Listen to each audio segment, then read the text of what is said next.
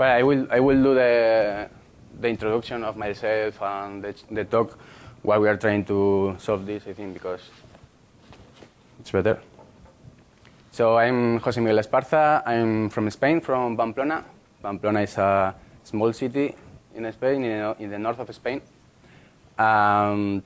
It's not like that's famous because of the run of the bulls. Maybe that's okay. No?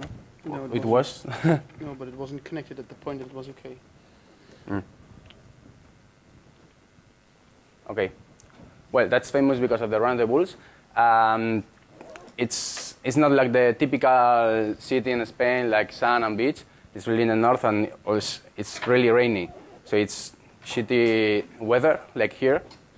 And well, it's true or not. And because of that, I thought, okay, I'm going to move to the Netherlands. And then I have now shitty weather and shitty food. But I work in a really fun company that is called Fox IT. I work as a lead threat analyst there. And we are daily dealing with exploit kits and analysis of malware, botnets. We are tracking botnets, trying to gather in the intelligence from the people behind the botnets. And that's it. After work, I continue doing stuff at home. That's, I guess, out of you. I spend some time in these things, PDF analysis, PDF tools. Also, I made something related to NFC security for credit cards. More malware, so I have a blog talking about malware also. So that's it. I've also recently joined the Honeynet project because I don't have enough things to do, so I joined them again. And that's why also my site is called Eternal To Do, because I have always a lot of things to do. Okay. So this journey is going to be really practical. So I will start talking about exploit kits. After that, I will move to some basics about PDF. About exploit kits is also like some introduction because it's needed in order to do the practical part. Probably a lot of the practical thing is you have to have some knowledge about JavaScript and all of that, and JavaScript obfuscation. But I will show some tips to do this. Okay. This was all the introduction. The funny pictures of Pamplona. You have seen this before, the bulls. Because I'm a bit late, so I will go. It's called Mordor. There were some jokes last year about Pamplona and being Mordor because of the shitty weather. That's done, and that's what I was explaining. So first exploit kits, then PDF basics. I will introduce peepdf. I will give some tips about how to analyze PDFs, but it's going to be really practical. I have like 11 examples to try. I will do it with you together. You need the USB sticks. The PDF is already in the package. By the way, the password is infected. It's in the file name, but just in case. And you need v8. That's to emulate the JavaScript code. That will be really. Thank you very much. Really nice if you have that, and also if you have libemu installed. There are two scripts that used to work, but to install v8 and libemu, and probably in some distributions like thank you, like Kali or something like that, or REMnux, probably there will be already there. Okay. So just to have an idea, how many of you have analyzed any exploit kit or know a bit what an exploit kit is? Just raise your hand. Up the USB. You want? Yeah, sure. You will be out for a second. Up. Okay. I will put one here just in case someone want it.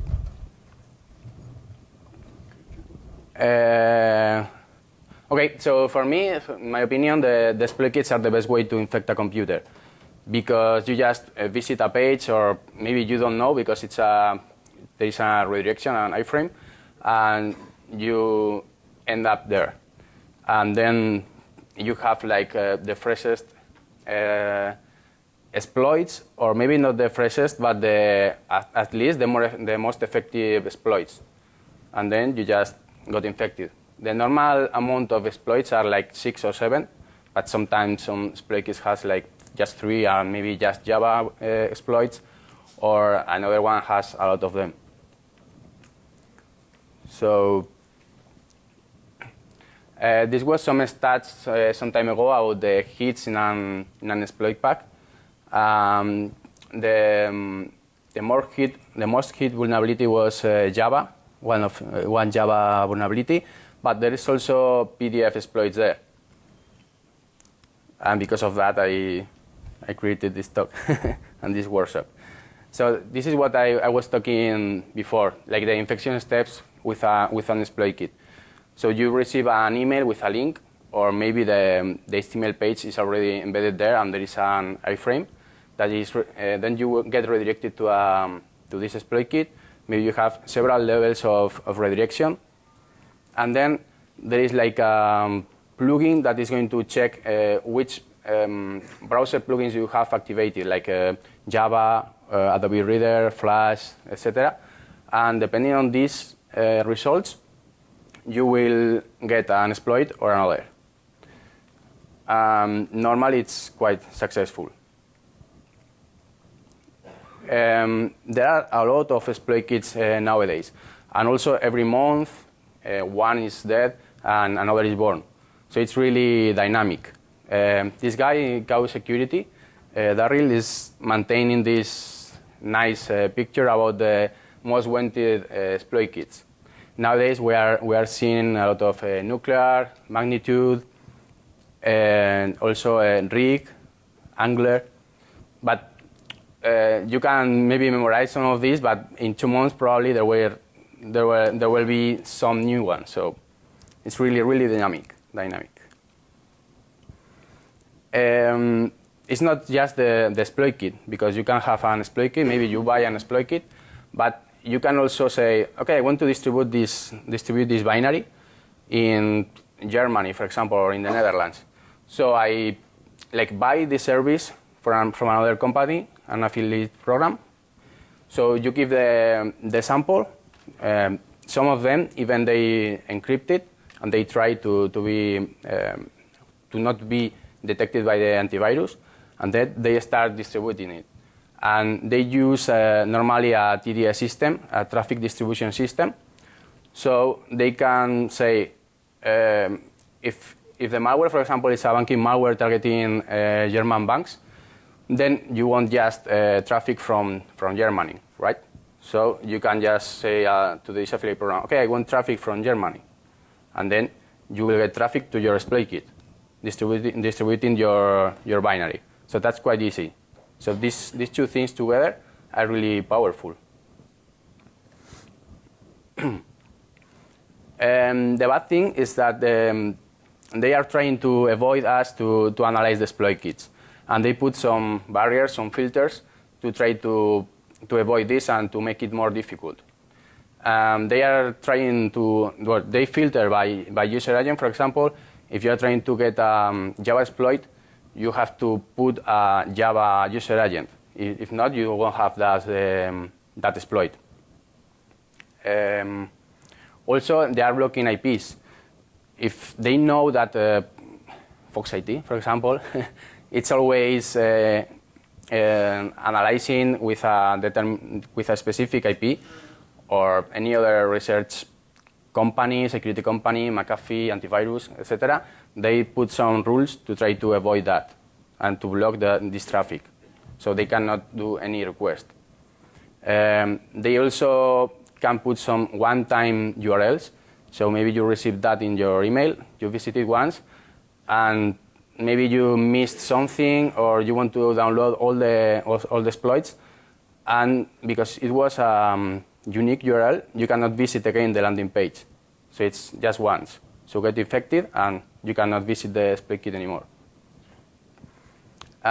You have also these country filters, maybe in the exploit kit too, but together with the TDS, with the traffic distribution system. And recently, they are adding this VM detection. We'll show you. I think I can do. I was trying with this yesterday. It's quite. So, what it does, let me check. If you see here, VirtualBox, guest, VirtualBox, mouse, blah, blah, blah. So they are detecting, I will show you later in more practical, but they are detecting existent files in the system. Existent files in the system, yeah. So for example, to detect antivirus, but also to detect virtual machines. So now it's even, that's normal for malware, but for exploit kits, they started like some months ago. And that's more annoying for us, of course. This was discovered by Charlie Hurler, Catherine. Okay, so how can we analyze these exploit kits? So we can use the typical automatic tools, the online services like WebAwet or JSONPack, for example. And you can use also some low interaction honey client like Thug. That is really a nice tool. They also add in peepdf to manage some PDF support, to manage some PDF files there. So you visit an exploit kit, and then they try to grab all these files. And also if they find a PDF exploit, they use peepdf to give you a summary of that. So that's good, but maybe it's good when you already know how to do it. So it's in the basic, if you know how to do that, then you can do some automatic things with Thug, for example, and maybe also writing your own code to do it more extensive, more logging extensive. You can always run the exploit kit URL in an Internet Explorer, for example, inside a virtual machine, but you will get infected. I normally do that when I want to go fast. And you will get a payload normally, but you have the executable, but you have no idea which vulnerability was triggered. Also, you don't know exactly which other vulnerabilities there are in the exploit kit, because you normally get one or two, but not all of them, because it depends on your plugins, of course, also. So what I do normally, if I have time, I want to play a bit, is just taking a look at the landing page of the exploit kit, and then normally it's obfuscated JavaScript. Well, before you have some redirections, but then you end up in an obfuscated JavaScript page, and then normally they used to have these eval functions to do different stages of the JavaScript code. So you have, at this point, you have like two options. You can hook the eval function, I will show you later, or depending on the JavaScript engine that you are using, you can just, for example, replace the eval function with a print. Okay, that's useful, for example, with Rhino, Spider Monkey. And once you have the last page, then you can start looking for the exploits and then download the exploits. So, well, this is okay. Yeah, normally you end up in the landing page, but you have HTML code that you cannot run in a JavaScript engine.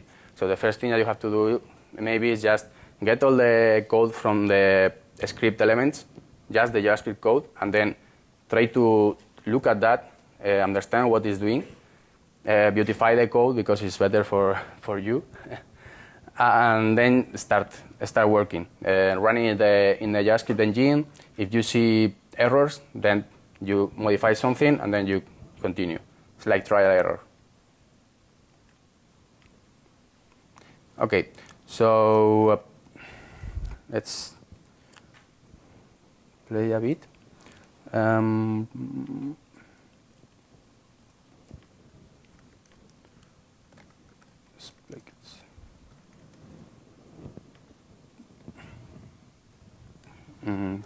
Can you see at the end?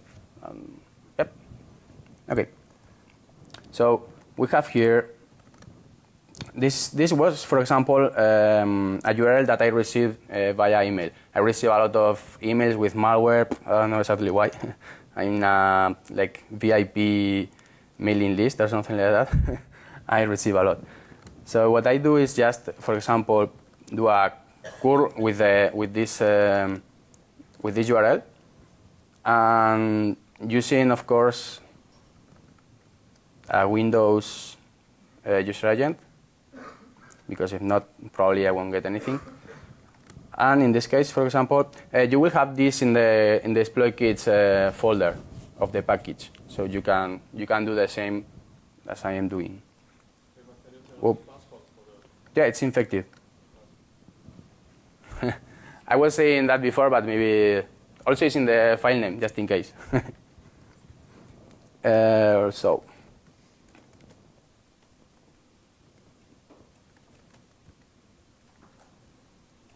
Oh, this. So this is the typical page. You see this. Please wait a moment. You will be forwarded, and then you, in the background, you get redirected to the exploit kit.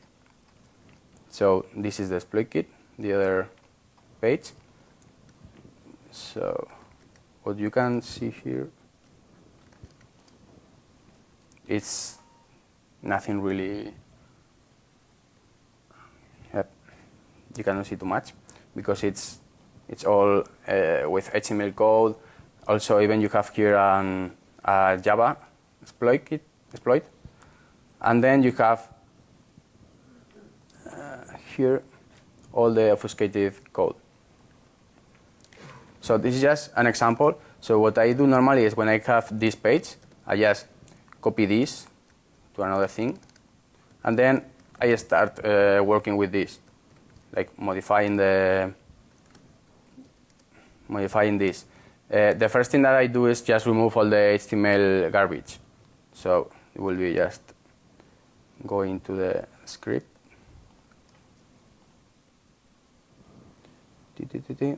So I remove all. I go to the last line. I remove these two. And now I don't have any HTML code. So what I can do is just no, I will here. I can use this is Rhino Spider Monkey. This is in all the distributions, I think. So it's really harmful. So I do like this, and I have. Oh, okay. So I forgot to. Yeah. So I'm removing these two.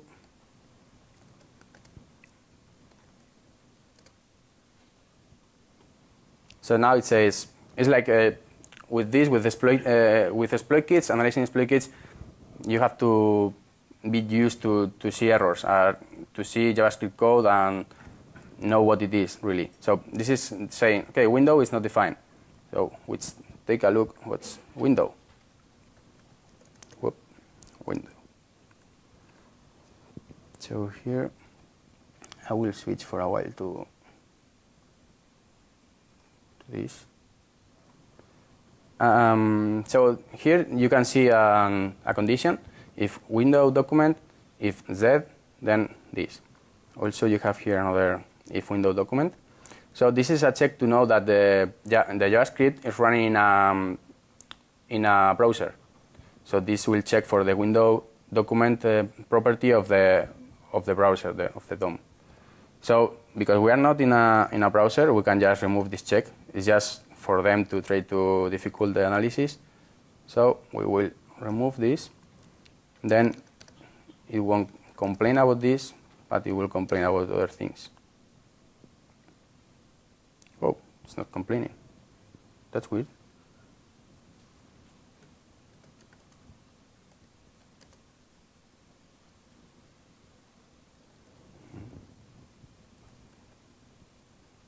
Okay. It should complain a bit, at least about this. Maybe I'm modifying.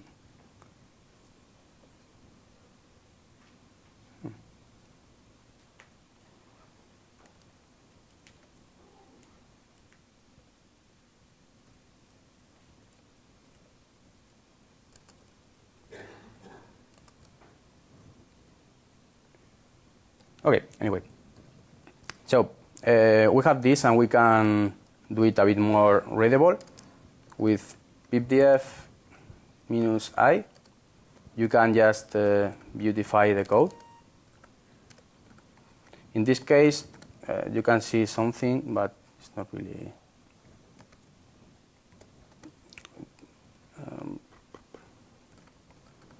Beauty.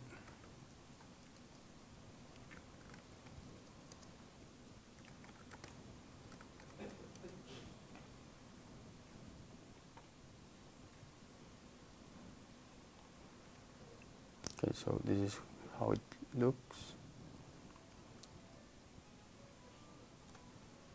If you use Kate, for example, it is adding new lines, for example, here, automatically. So sometimes maybe you can get a bit mad about this, because if you take a look with V,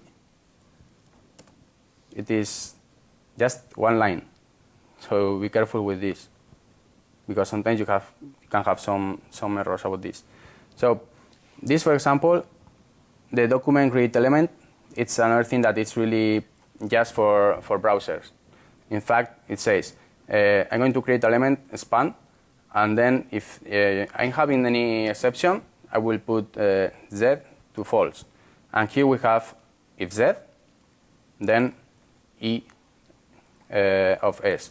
E is eval, that we can see here. So we have already found the eval function. So it's only executing what Z is true. So that's another check. Like this. I replace with print.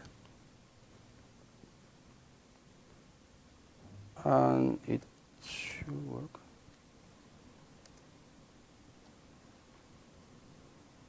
Okay. So you have here already the second stage of the JavaScript. You can save it. So that's replacing the eval function with print. Now we can use the scripts here. Display kits scripts. Okay,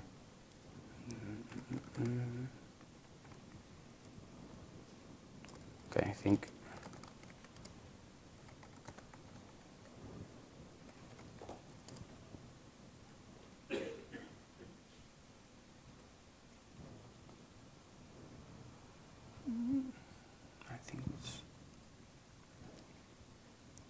It's ambiguous, yeah. Okay. Should be here.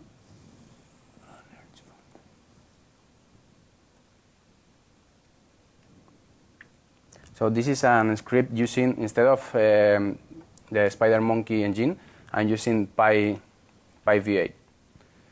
What I'm doing here is using a global context, and in this global context I have a function called eval override. And here, overriding the eval function, the normal eval function, with my own function.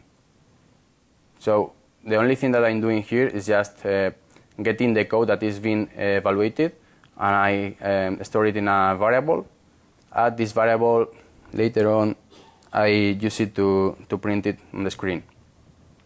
So I'm going to try this one also, just to show the two things.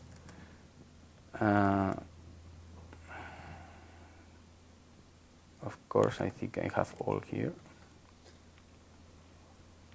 Yep. So I can do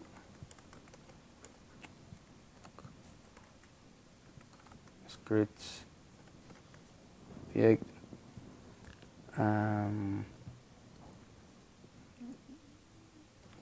Now we want to continue executing this with eval if we want to hook the function. So we remove again the replacement with print. Store this. and I want to execute my modified thing.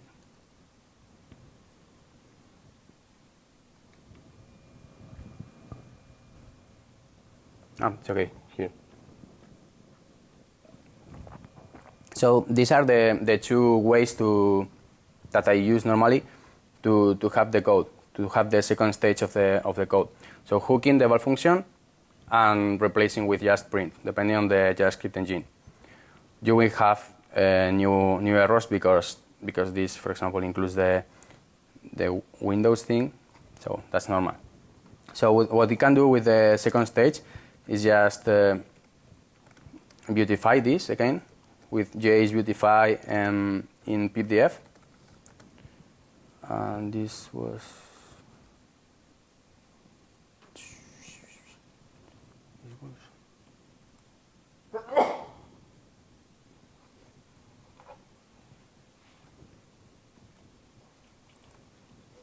second stage.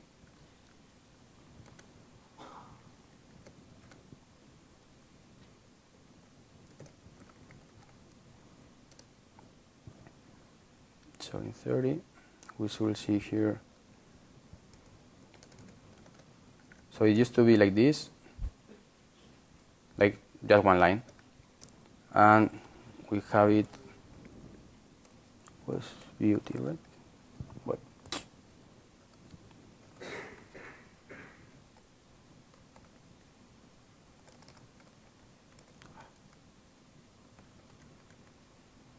Okay, let me.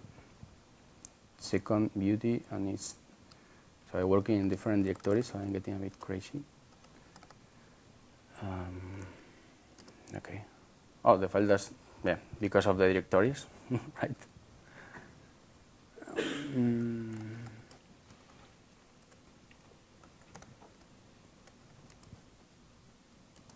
So I do the same.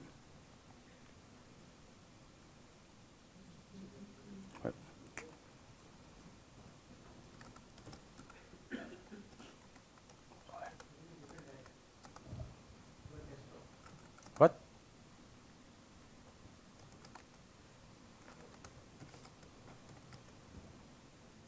Should be here.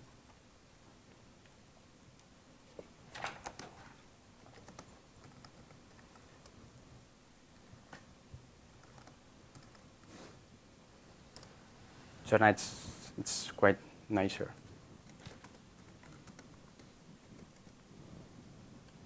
It's much better. We put it the font bigger. So normally you get as I was saying, plugin detection. That's normally common for all the exploits, and even they can share this code. So this is not really related to the exploit kit, but just a plugin. So they are executing the plugin detect, getting the version, and then this is the plugin detect. If we go to till the end, when the detection is done, we will execute this. And here we have all the things to get the version, and depending on the version, you see if it's 7 and the third digit is less than 9, then I will push this exploit, or if not, I will push this one. If I have a high failover reader, I will push this exploit or this, and the exploits are here. So every function, you can see what I have done. J1 is Java, J2 is Java, PDF, PDF, and F is Flash, and even we have here the Shellcode. So that's really nice. So we can use also these scripts that I have here. I'm going to copy.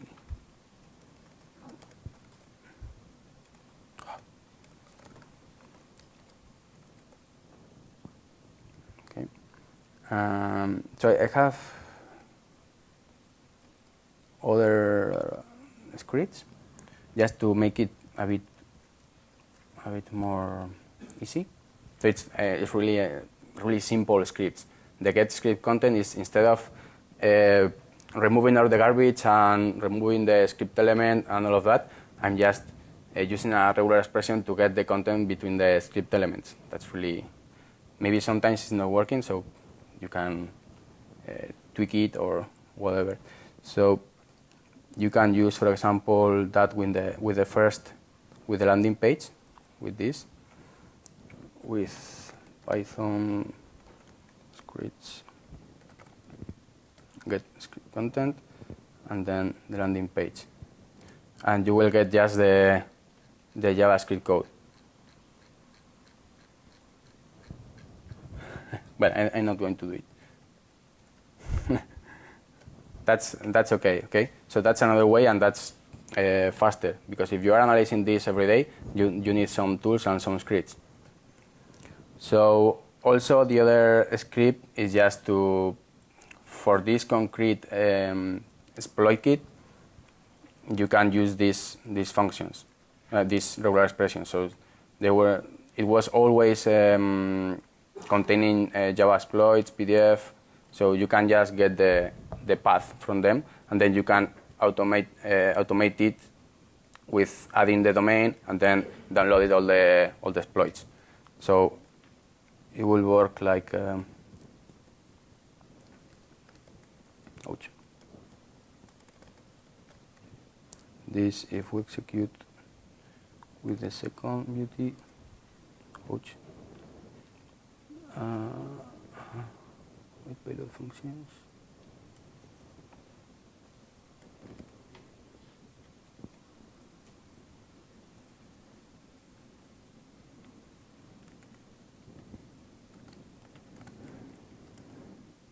Because come on.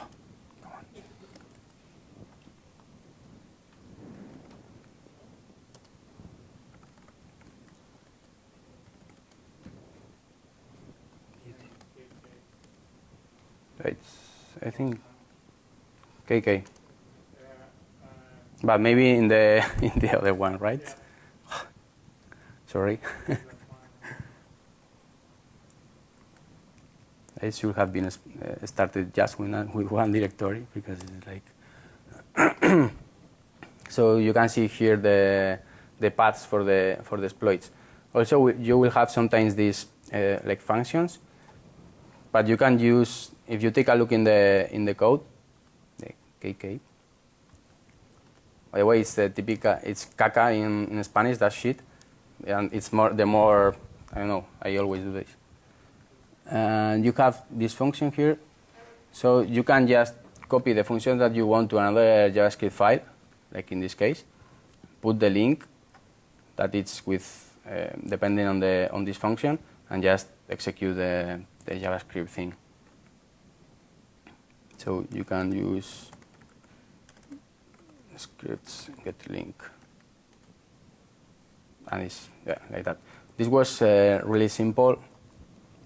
So we can go also to a more difficult one. That's the trick exploit kit, and I think I got this like 1 or 2 months ago from this page. I don't know if you know this page, malware traffic analysis. This guy is tracking these exploit kits, and he's also adding the pickup there. So it's really nice to analyze exploit kits.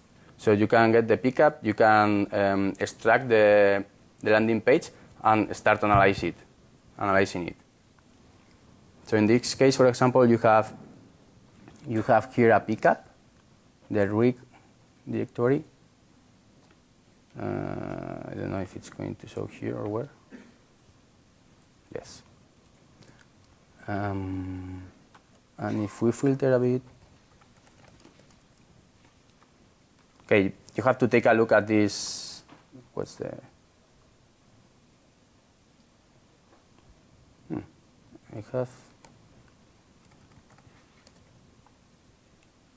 I know that this is not. I suppose there is a better tool, but I don't know it. So this will be the one. You have to take a look at all this and say, okay, this is the landing page or not. Or so if you go.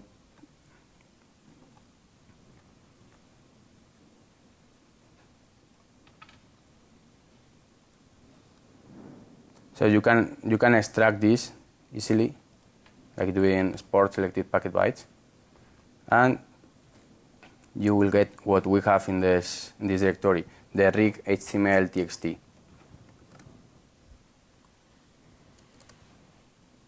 So this looks like this, with a lot of script elements, and in this case you can find a lot of them. So for this, for example, what is that? Well, a lot of script elements. So for this you can use again the same script, like get script content, this, and yes code.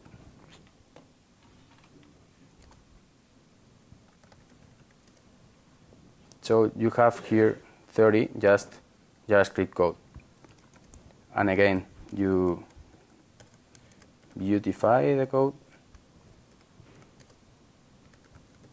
You can use the PDF command, or you can use another beautify that you can have. I know that there are standalone tools for beautifying, so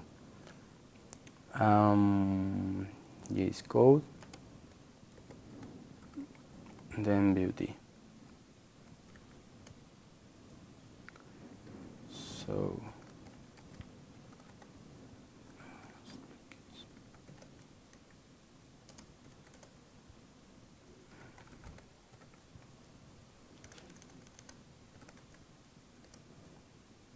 and this looks like much better than the other one. I will put the font.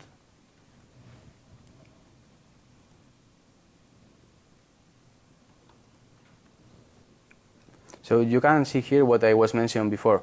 Here you can see some paths in the landing page, drivers, blah blah blah. What it's doing here is executing this function, and this function, it's loading an XML with the parameter using like resources, using these paths as a resource for the theory XML. So this is a trick to know if the file exists in the system from JavaScript.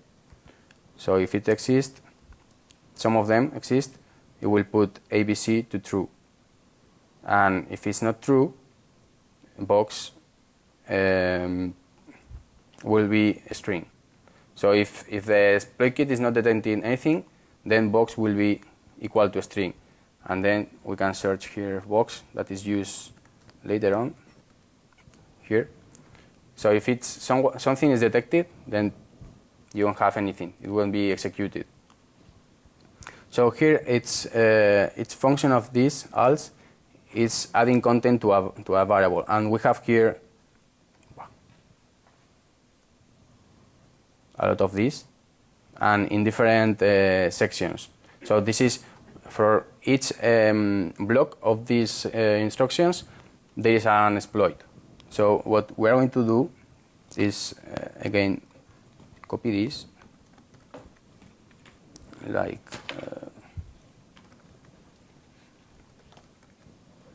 UT mode,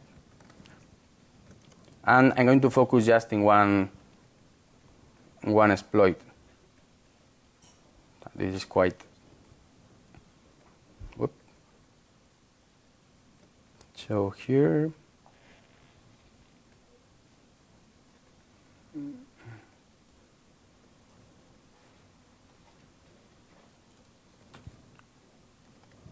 I can remove all this, and I think I have removed all the things related to the. Okay, so I will save it.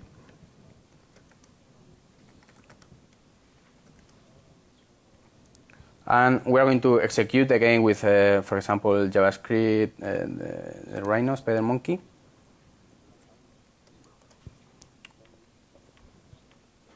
And we have the first error, ActiveX object. So this is related to the loading of the XML to check if the paths exist. So because these are just conditions to difficult our job, we are going to just remove all this, this, This I don't know if we are going to use it, so I will keep it.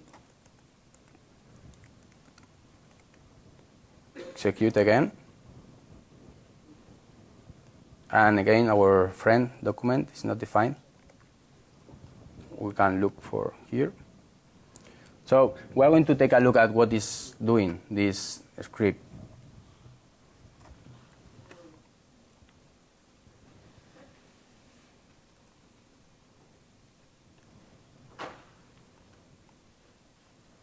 Whoop. So here we have this function, and the only thing that is doing is adding this to the variable ty6. So at the end of all these instructions, we'll have here all the content, and probably it will do something with that. So here it's doing something with this string, and it's doing something and put this in this variable. What is this? This is document, and this is create element. So it's creating an element of this, and x is script. So it's creating just a script element in the page. Okay, we don't have a browser, so we can remove again all these things.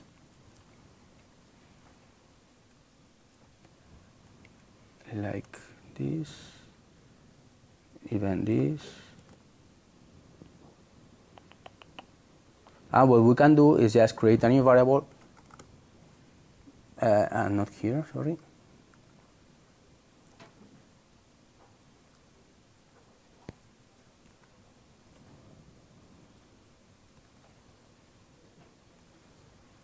So this is, as you can see, this splitting our content, and this is T63. So it's getting out all these T63 bytes here and getting the content. So what I can do is just, what is the,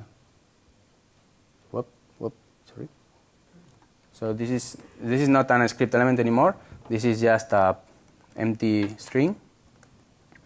And here I'm going to just remove this also. So I'm adding what it is doing. I'm adding the content to this variable. And instead to do append child, I will do print here.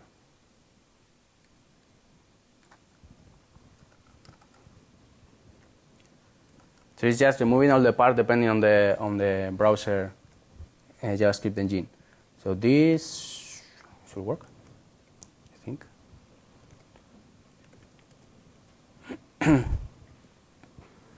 Okay, this is not defined.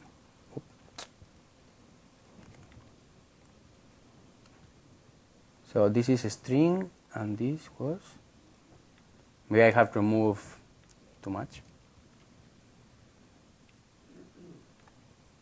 Yeah, apparently. Okay, this is needed. So as you can see, just trial error. Are you able to follow a bit this with the examples, and maybe I go too fast? So this should work now, yes. So we have again the second stage.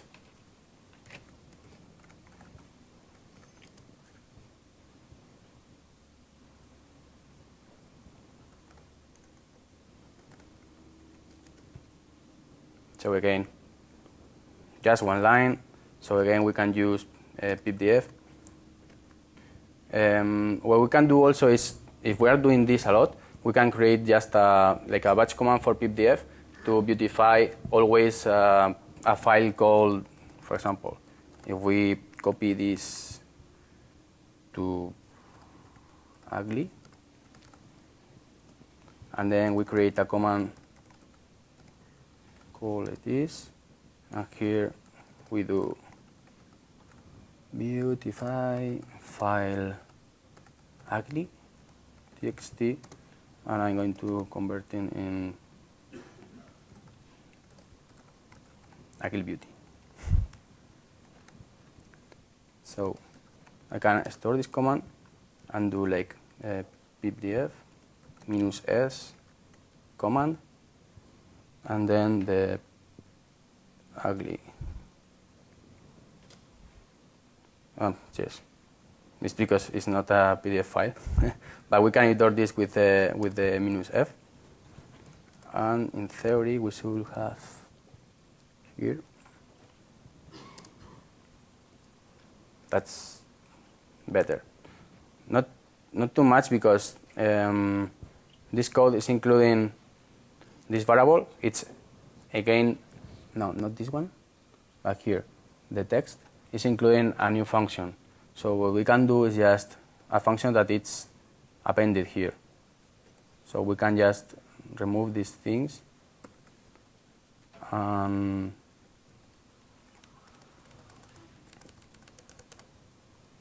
do like this, and we can beautify again. So we can copy this to ugly again. I know I'm messing things here. Should work. If I do like this, okay, that's much better.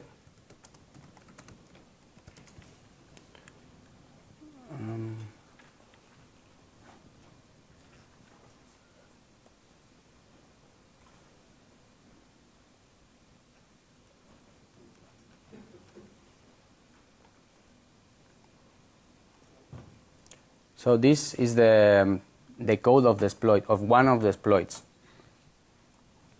You can see this is, in this case, it's a bit more difficult because it's not a PDF exploit or a Java exploit. This is an Internet Explorer exploit. If you are somehow familiar with some after-use, free after-use vulnerabilities and some things like this, or exploiting in browsers, you can maybe recognize this thing, that is to create objects of a specific size. So at least we know that it's an Internet Explorer vulnerability, and then you can just take a look at the code to see any specific or any really characteristic string. So in this case, this dash style is really interesting, and you have it all here. So it's doing something with this. And if you don't know anything, you can always search Google dash style vulnerability, and then there's a VUPN advisory already about this, and a really detailed post about this. Okay, so we will have here an Internet Explorer vulnerability exploit. So until now, so this thing with the last exploit kit, I think maybe it was a bit more difficult than the first one, but I think it was just the same thing. Just remove garbage, try an error with JavaScript, and change things, and going on. So I think that's all the thing related to the exploit kits. Before maybe moving on, do you have any question about this, about exploit kits analyzing so far? So because the people is already moving, I'm going to, so we have 15 minutes. We can do like 10 minutes break and then continue, just to wake up a bit of my boring talking. So in 10 minutes, at like, it's a bit before that 10, I know, that, but because we are going to change to another thing, I think it's better just to do the break now, if you agree. So it's just in 10 minutes, like, we are here again.